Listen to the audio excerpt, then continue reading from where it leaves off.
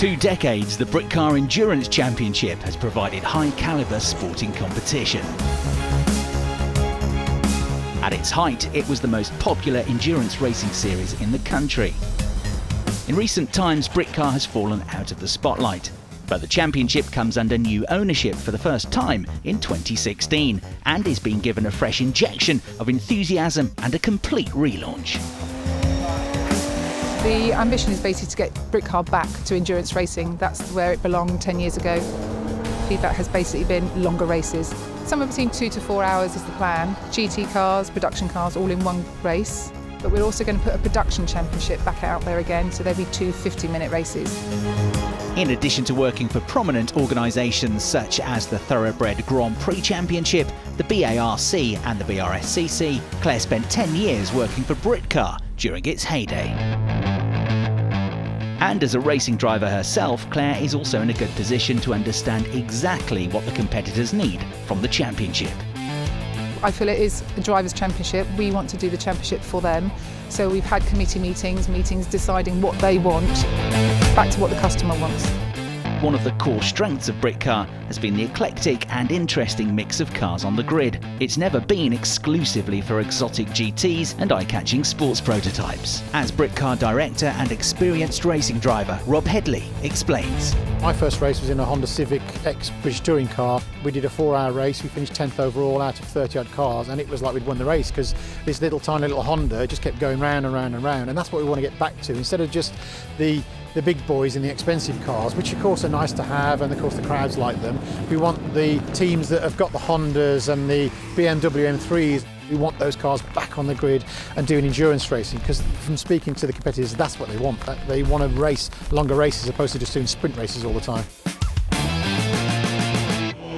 As part of a much more customer-focused approach, the teams, guests and sponsors can benefit from professional hospitality at every round.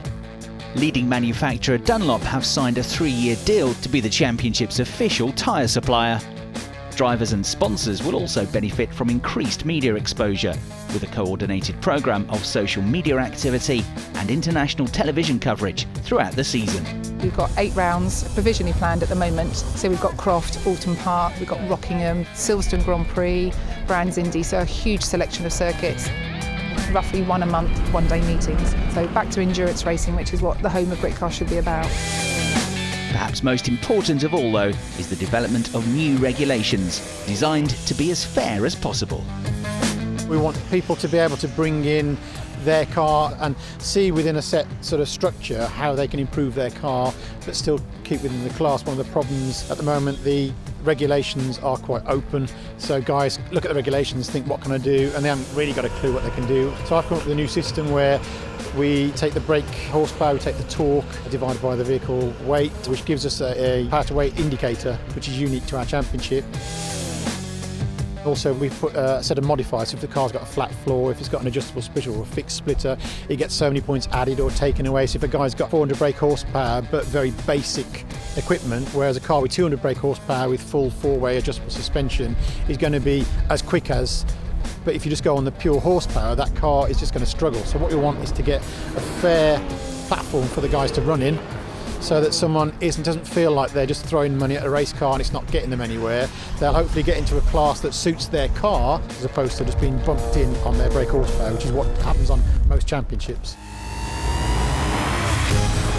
The revamped system provides greater transparency and gives the teams more input and understanding of the way the cars are classified.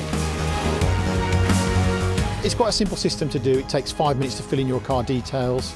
It'll all be online. You can play around with it, see if you take some weight out or if you had a bit more brake horsepower, see where it leaves you in the class structure. You then submit that to us via the website. That then becomes your profile, and that also gives the scrutineers a technical passport for the car where they can literally go along and say, right, you said you've got this, this and this, and they can check it on the car, and of course the brake horsepower can then be checked on a rolling road or anything like that if we have any discrepancies. After months of careful planning, consultation and some very positive feedback from the teams, the Britcar Endurance Championship is set to start an exciting new chapter.